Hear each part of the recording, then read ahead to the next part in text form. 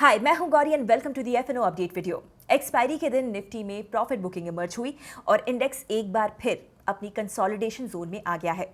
आज के वीडियो में हम निफ्टी का ब्रेथ, वीकली और डेली चार्ट, साथ ही सेंसेक्स का वीकली और डेली चार्ट रिव्यू करने वाले हैं along with the FII data. पूरा स्ट्रक्चर रिव्यू करने के बाद हम देखेंगे कि मार्केट से क्या क्लूज मिल रहे हैं। तो चलिए स्टार्ट करते हैं ब्रेथ एनालिसिस से। एक्सपायरी के दिन निफ्टी में प्रॉफिट बुकिंग देखी गई। हीट मैप से क्लियरली विजिबल है कि 5 स्टॉक्स को अगर हम छोड़ दें तो सेलिंग प्रेशर ब्रॉड बेस्ड रहा। Defensives like Apollo hospital, doctor Reddy's and IT pack के कुछ स्टॉक से मार्केट को सपोर्ट मिला। तो ब्रेथ के हिसाब से इंडेक्स में प्रॉफिट बुकिंग क्लियरली विजिबल है। वीकली चार्ट हम देखें तो निफ्टी में फ्राइडे की क्लोजिंग बहुत ही ज़्यादा क्रूशियल है। अगर इंडेक्स की क्लोजिंग प्रीवियस वीक के हाई के नीचे या फिर इस जोन में रहती है तो ये एक पॉज का सिग्नल होगा। दूसरी तरफ अगर इंडेक्स प्रीवियस वीक के हाई के ऊपर क्लोज होता है तो इसका मतलब होगा कि ये अपने गेंस को हायर लेवल पर कंसोलिडेट करना चाहता है। हमारा 25,250 का ये जोन क्रूशियल है। सपोर्ट इंडेक्स का 24,500 के पास है। इस रेंज को ध्यान में रखिए, हम इसे बाद में रिविजिट करेंगे। डेली चार्ट देखें तो यहाँ पे हमें क्लियरली बेरिश कैंडल नज़र आ रहा है। जैसे कि हमने कल डिस्कस किया था, आपको याद होगा, इस रेंज में हमारे लिए इंडेक्स नॉन डायरेक्शनल रहेगा। हमारे बुलिश क्रेडिट स्प्रेड्स का व्यू हमने कल क्लोज किया था और मॉर्निंग में भी यहाँ पर आराम से एग्जिट मिला होगा। सो चार्ट्स के हिसाब से मार्केट नॉन डायरेक्शनल रेंज में आ गया है and we will wait for weekly closing to plan further. Sensex पर भी हमें वीकली बेसिस पर इस 82,300 जोन की स्ट्रॉन्ग क्लोजिंग नहीं मिली है। यहाँ भी हम निफ्टी का टेम्पलेट ही ध्यान में रखकर चलेंगे। वीकली क्लोजिंग अगर हमें प्रीवियस वीक के हाई के ऊपर मिलती है तो फिर स्ट्रक्चर में बुलिशनेस बनी रह सकती है। दूसरी तरफ अगर क्लोजिंग सिर्फ ऐसी ही रहती है या फिर प्रीवियस वीक के लो के पास होती है देन उस केस में हम सेटअप को एक बार फिर से रिव्यू करेंगे। डेली चार्ट को देखें तो यहाँ भी इंडेक्स अपने प्रीवियस 3 सेशंस के लो के नीचे क्लोज हुआ है।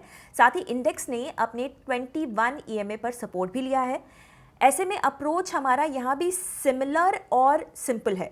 जब तक इंडेक्स इस 82,300 से 80,200 की रेंज में है, यहाँ हमारा व्यू नॉन डायरेक्शनल रहेगा।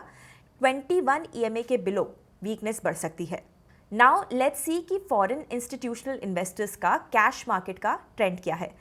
पूरे के पूरे जून महीने में एफआईआईज नेट बायर्स तो रहे बट वॉल्यूम काफ़ी कम है, इसीलिए हमें इंडेक्स में फर्दर मोमेंटम नहीं दिख रहा है। डीआईआईज का सपोर्ट क्लियरली विजिबल है। अगर हम 11 जून का भी डेटा देखें तो एफआईआईज ने 445 करोड़ रुपीस की बिकवाली की है।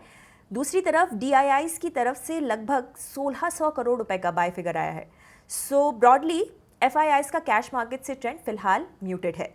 अब अगर एफआईआईज का इंडेक्स फ्यूचर्स का डेटा हम देखें तो 11 जून तक इनका लॉन्ग टू शॉर्ट रेशियो है 22 और 78 का।